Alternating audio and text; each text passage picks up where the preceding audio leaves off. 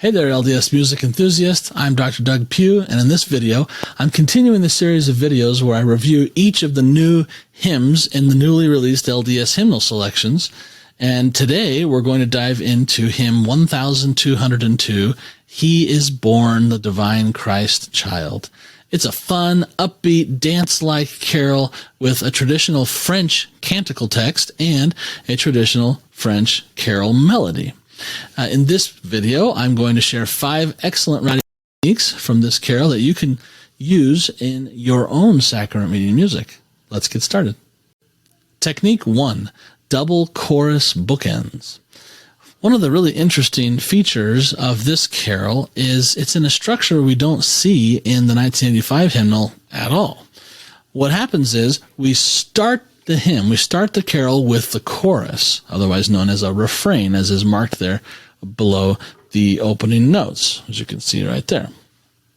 We open with the chorus, and then we go to the verse, but the verse then tells us to go back to the refrain up at the top, and then we end here.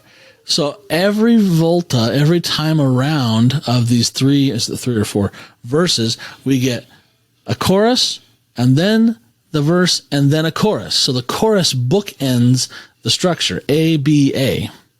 And the verse really helps us to do this because the verse ends on a 5 chord. We can't end the piece on the 5 chord.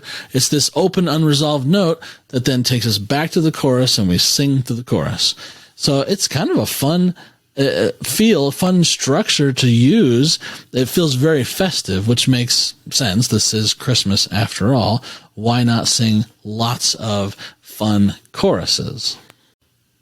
Technique 2, an excellent retrogression. Here we are at the end of the first line of the carol / hymn. The last measure 4 of this line, has an interesting kind of backwards chord progression.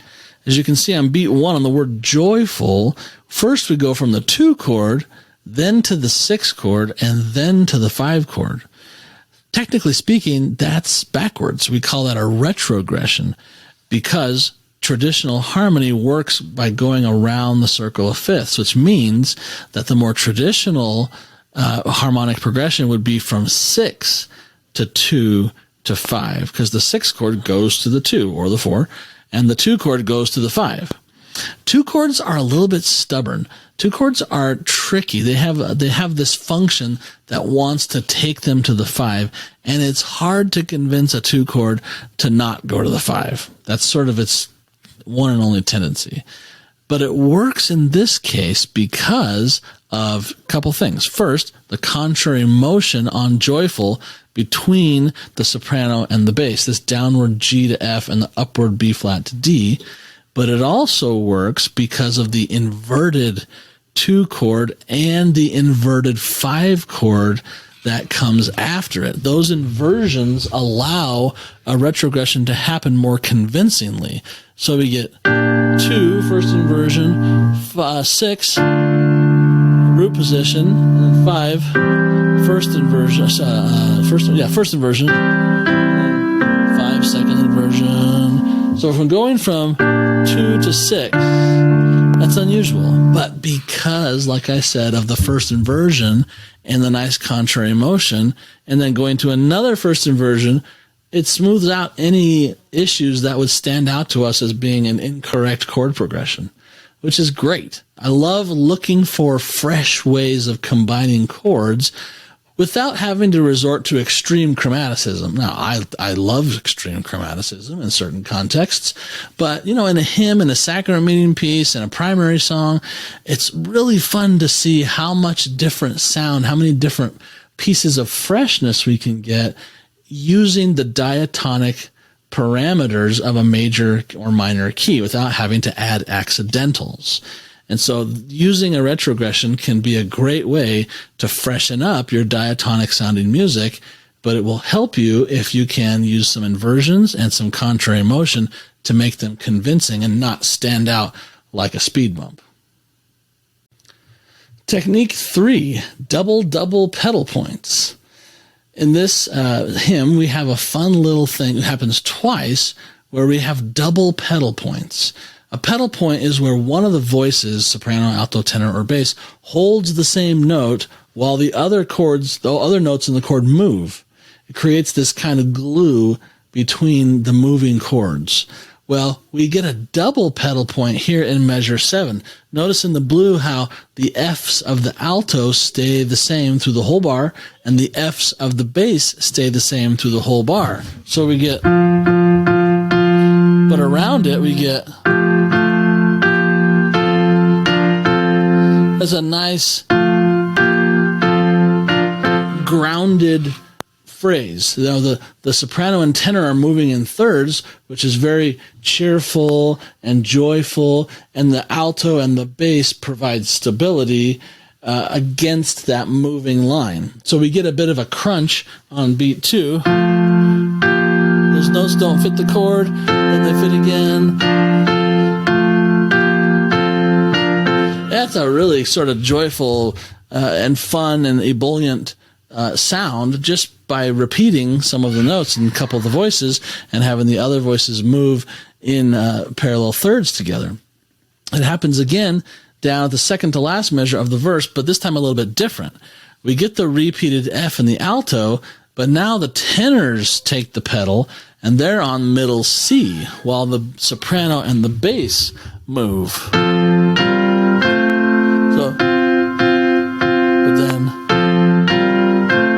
So the same kind of thing happens. We get that smooth stability in the two inner voices, alto and tenor, while the soprano and bass are doing the jubilant motion of parallel thirds to go up to the final cadence of the verse. It adds a nice sense of joy and interest. And it's especially nice in a hymn like this where the bass is moving every beat everywhere else. It's this constant motion, and then the second to last bar of the verse and the refrain both have a sense of stability with less motion because of the pedal, and then they go back to the motion. So it creates motion contrast, which is very nice. It's a way to freshen things up, again, without adding chromaticism, which is always fun, because if we can keep it fresh with diatonic music, it sticks to itself often a lot better. And in a fast, bright Christmas thing like this where we're into chum, chum, tim, ta, ta, tin, tun, tun, we don't really have time to get crazily chromatic. So by keeping it diatonic and playing with the various types of motion, that adds to the freshness without the requirement of being fully chromatic. Technique 4, expanding the gravity of the dominant. Here we are in measure 10 on the text, Prophets Told. Now, what we're doing here is we're playing with this parameter of starting with the one chord and then starting with another one chord 2 bars later. At the beginning of bar 9, the first bar of the refrain, we start with the one chord, as we expect, and then we're going to start the third bar of the refrain, bar 11, again with the one chord. But we want to keep the interest and the tension for 2 whole bars until we release the tension to the downbeat of that third bar on the word of. Okay. Now, in this second measure of the verse, which is measure 10, the one with the blue highlight down there, we have a very clever way of extending that tension of the dominant chord before releasing it to the downbeat of bar 11. And that is by using a diminished chord on beat 2. Now, in the traditional harmonic progression chart or rules or guidelines, the 5 chord goes directly to the 1 chord, usually. It sometimes will go back to 6, but its job is to get to 1. But there's a substitute chord for 5. You can swap it out for 7. And sometimes you can use that relationship between the 5 chord and the 7 chord as a way to elongate the dominant feel, the gravity of the dominant before it resolves to the tonic. That's what we get here on Prophets Told. So on the first downbeat, we have the 2 chord, and they could have kept the 2 chord. 2 chord, 2 chord, and then go to 5. That would have worked just fine. However, the altos were not happy with that.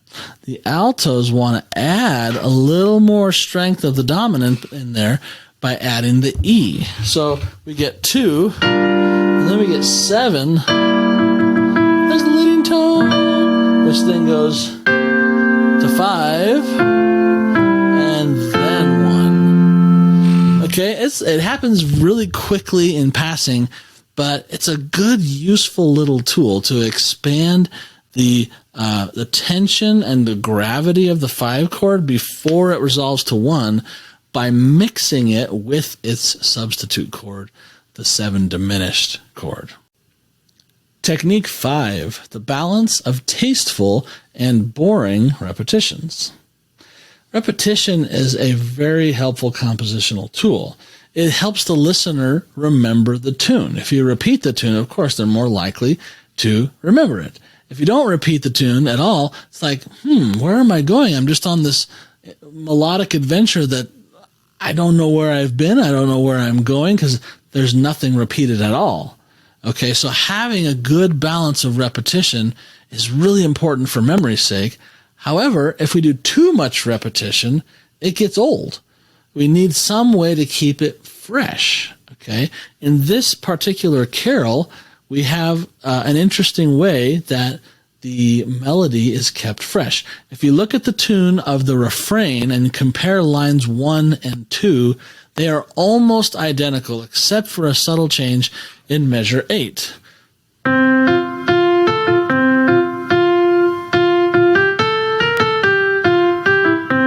and then measure 5, same as measure 1. Measure 6, same as measure 2. Measure 7, same as measure 3. Almost. We just missed the dum, da, da, da. Now we have straight up the scale. And then this is the difference. That's just enough difference.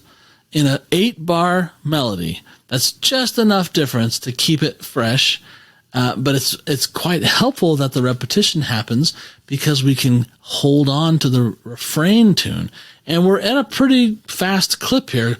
Half note equals 60 to 69. So that's like ta tan tan ti ti ti tan tan tan ta ta tan ta ta tan tan ti ta tum ti dum pa. So having the repetition in that faster tempo really helps ground us. But then, of course, we need something fresh. So the 4th bar of each of those phrases is where the difference happens. Now, if you look at the verse, we have a similar situation where the melody is almost identical, in fact, even more so than in the refrain, but how the composer keeps it fresh is different this time. So listen to the tune.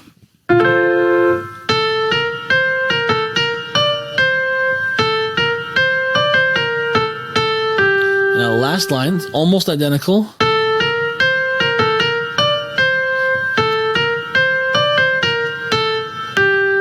That's like extremely close because the last bar, da ta ta ta, bar 12, we get the 4th scale degree, a repeated 3rd scale degree, and then a 2nd scale degree, which wants to take us to the 1 chord. But then down here in the last bar, we get the same thing except we don't repeat the A. So that's like almost entirely identical. How are you going to keep that fresh? It's nice that we get the repetition because we can hear it and remember it, but we need to keep it fresh. And the composer keeps it fresh in the harmony. If you compare this harmony to this harmony, you'll see that there are differences. The bass line moves to some different choices. It goes to some different chords. It has some different inversions. It ends on 5, just like that the measure 12 ends on 5, but it got there, even though it had the same melody, with an alternate harmony. So the composer did a reharmonization of the first half of the verse melody to complete the harmony for the second half of the verse. And that's very nicely done. And it's not like super out there kind of a reharmonization, but what it does is it adds interest. It adds a different melodic bass line feel without going far afield. And it prepares us to wrap back around to the refrain again. So what's my opinion of this hymn? I think it's great to bring another very popular traditional Christmas carol that is heard in many other Christian denominations and add it to our hymnal. That's a great choice.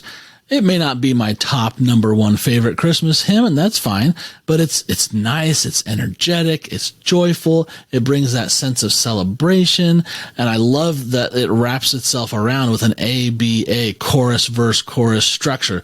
That's a lot of fun, and I think that just that one thing for me keeps the thing fun, because we get this different structure. Now, I'm kind of a nerd, so that may not float anybody else's boat, but it makes it fun for me.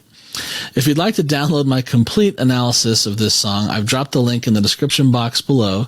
And if you're enjoying these videos, please support the channel by hitting subscribe and ringing the bell so you won't miss any future videos. In the next video in this series, I'll review the new LDS hymn number 1203, What Child Is This?